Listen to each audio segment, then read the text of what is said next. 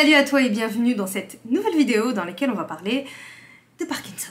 T'en as sûrement déjà entendu parler, mais la loi de Parkinson, c'est une loi qui est assez connue dans le monde des entreprises et tu vas voir que c'est assez facilement transposable au monde des études et tu vas même te rendre compte que ça va te permettre de comprendre ce qui se cache derrière les rouages de la procrastination et de la productivité. Cette vidéo, elle va être courte et simple. Dans la première partie, je vais t'expliquer un petit peu d'où elle vient, la loi de Parkinson, tout ça, en quoi elle consiste. Dans la deuxième partie, je vais t'expliquer comment on peut la transposer aux études et qu'est-ce qu'elle peut nous dire concernant le fait de procrastiner dans ses cours, dans ses études, dans ses révisions.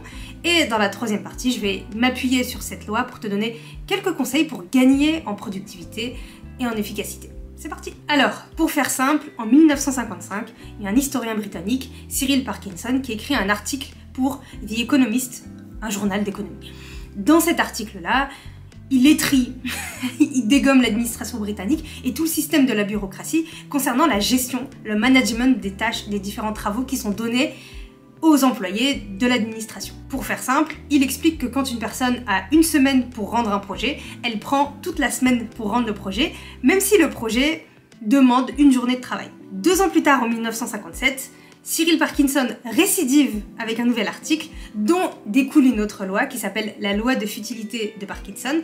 Et dans cet article, il descend les grandes organisations et les grandes entreprises en expliquant que dans leur gestion de projet, ils passent beaucoup trop de temps, une grande partie de leur temps est dévouée pour des choses qui sont futiles et qui ne font pas avancer leur projet. Et d'ailleurs, en prenant en compte ces deux lois, c'est-à-dire la loi de Parkinson et la loi de futilité de Parkinson, tu peux voir en pratique qu'en effet, dans les administrations et dans les grandes entreprises, on a souvent l'impression que beaucoup de temps est perdu à ne rien faire. Quand tu regardes dans les administrations, le nombre de personnes qui travaillent dans les grandes administrations et le temps fou que peuvent mettre certains dossiers alors qu'on a l'impression qu'ils travaillent pas forcément longtemps, et de l'autre côté, les grandes organisations qui passent leur temps à faire des réunions interminables, on peut se dire, en effet, peut-être que Cyril Parkinson avait vu juste de ce côté-là.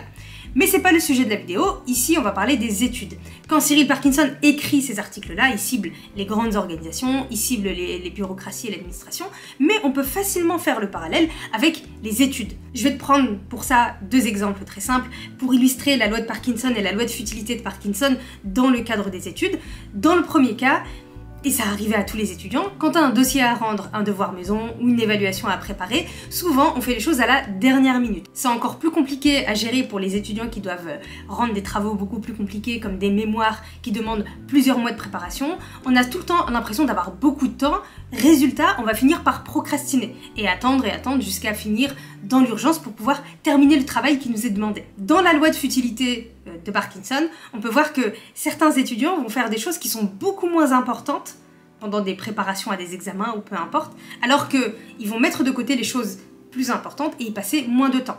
Je vais prendre un exemple très simple, les fiches de révision. On voit beaucoup d'étudiants faire de belles fiches de révision, mais le problème c'est que le simple fait de faire la fiche de révision dans la forme, c'est-à-dire qu'elle soit jolie, qu'elle soit agréable à lire, ça peut prendre 80% du temps de révision de l'étudiant et les 20% restants vont être consacrés au fait de relire, de préparer l'examen. Alors que ça devrait être l'inverse, c'est-à-dire qu'on prend 20% du temps et même moins pour préparer une fiche de révision et le reste du temps on prépare l'examen avec la fiche de révision comme support. Et grâce à ces 2 lois, on peut voir 2 choses. La première, c'est que finalement, derrière la procrastination, il n'y a pas forcément le fait de ne pas vouloir se mettre au travail, ne pas être motivé, ne pas savoir gérer son temps.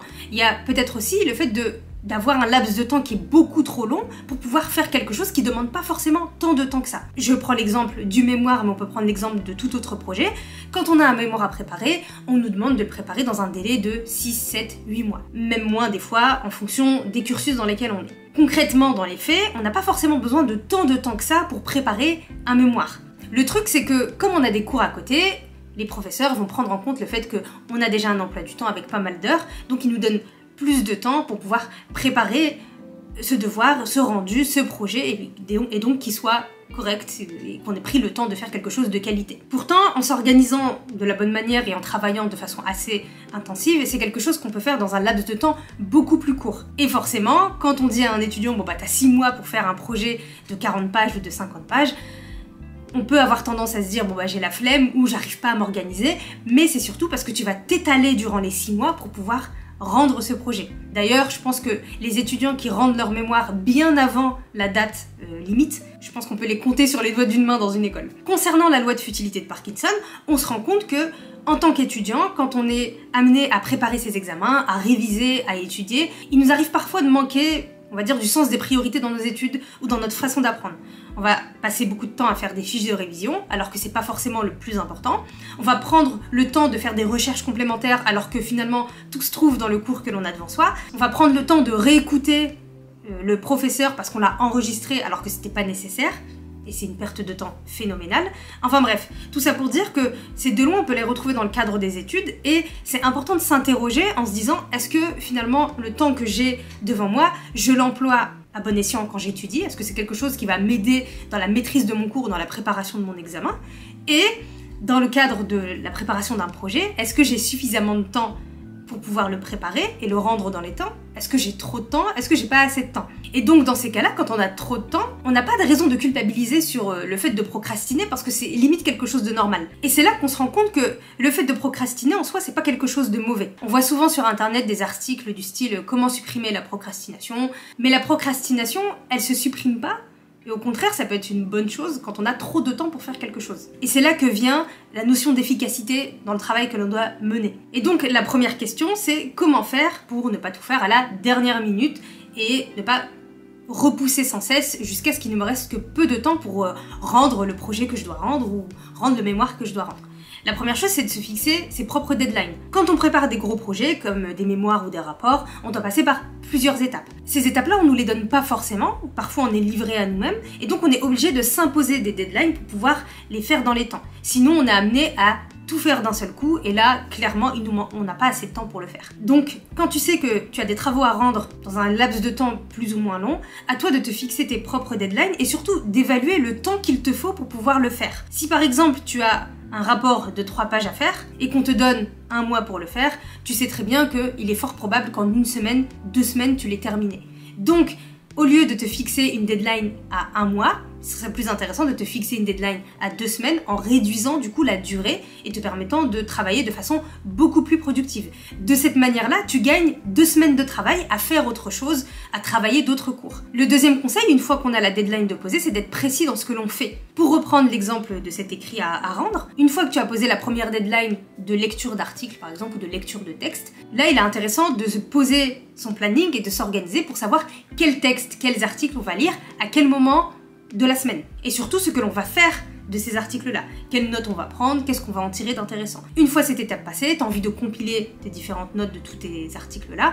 Même chose, c'est intéressant de s'organiser dans sa semaine et dédier un temps dans sa semaine juste pour ça. Comme ça, au moins c'est fait et tu peux ensuite passer à autre chose et avancer pas à pas. Ça permet de gagner en efficacité et en productivité parce que tu sais quoi faire et en combien de temps tu dois le faire. Et dans ces moments-là, dans les moments où tu travailles dans le cadre de ce projet-là, dans cette session de travail, tu peux utiliser l'application Forest ou même ton minuteur où tu vas mettre un temps donné pendant lequel tu vas te dédier à cette tâche bien précise. L'avantage de mettre un minuteur et pas de mettre un chronomètre, c'est que avec le minuteur, le temps il descend, le temps diminue, donc tu sens que tu as un temps limité pour travailler et forcément t'as tendance à être plus productif sur des temps plus courts. L'avantage de l'application Forest, c'est qu'elle est un petit peu ludique, et donc pendant que tu travailles et qu'il y a le minuteur qui diminue petit à petit, tu as un arbre qui pousse sur ton téléphone ou sur ta tablette, et donc on en appelle à ta conscience écologique, parce que t'as pas envie de tuer l'arbre que t'es en train de faire pousser, simplement. D'ailleurs, on le remarque tous quand on a des évaluations,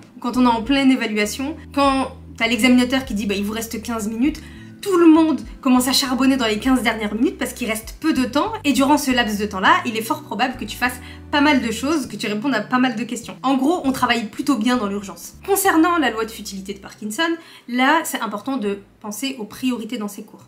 Donc, quand tu dois travailler des cours, quand tu dois te préparer aux examens, quelle est la priorité? Est-ce que la priorité c'est de faire de belles fiches de révision ou est-ce que la priorité c'est de maîtriser ton cours pour te préparer à l'examen?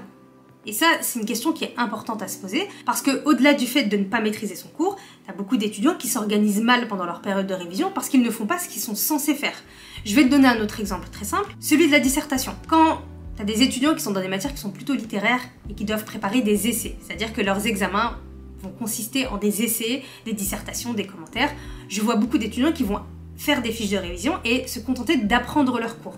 Mais c'est loin d'être suffisant parce que c'est pas ce qu'on te demande le jour de l'examen. Le jour de l'examen, on va te demander de rédiger, de faire une rédaction, de faire une dissertation, de développer un argumentaire. Et c'est sur ça qu'il va falloir s'entraîner pendant la période de révision et pas seulement relire sa fiche de révision. En soi, dans ces moments-là, quand on a une dissertation à préparer mais qu'on se contente de lire sa fiche de révision, ce que l'on fait, c'est futile parce que c'est pas ce qui va apporter le plus de résultats. Et c'est la même chose avec les exercices ou les cas pratiques dans les matières qui sont plutôt scientifiques. On connaît les théorèmes, on connaît les différentes lois qu'on est censé connaître, mais si on ne sait pas les appliquer dans des situations différentes, ça n'a pas lieu d'être parce que ton résultat, il va pas être satisfaisant le jour de l'examen. Et donc, la bonne réflexion, c'est de se dire, étant donné que j'ai un cas pratique ou des exercices à préparer pour le jour de l'examen, je vais prendre plus de temps à faire des exercices et me corriger, à faire des cas pratiques et me corriger et ensuite revenir sur mon cours ou ma fiche de révision, plutôt que de prendre le temps de faire une fiche super belle avec du beau lettering, etc.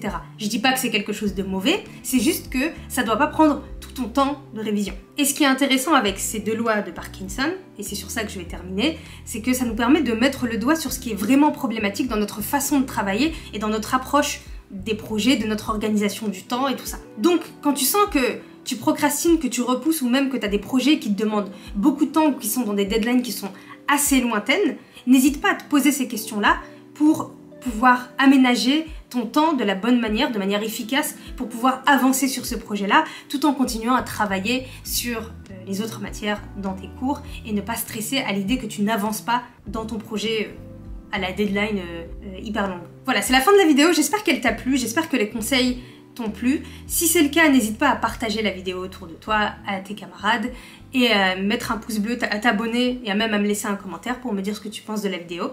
Et on se dit à très bientôt pour une nouvelle vidéo. Peace!